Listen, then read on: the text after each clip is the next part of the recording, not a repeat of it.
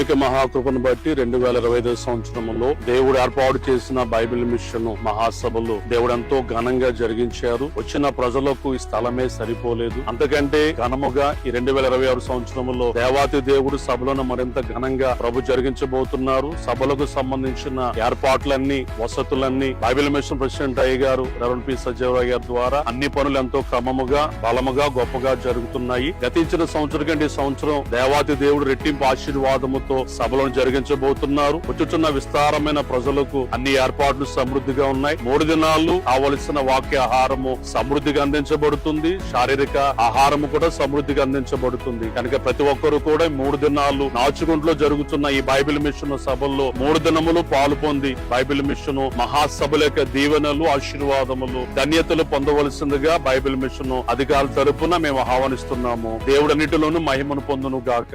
ఆమేన్.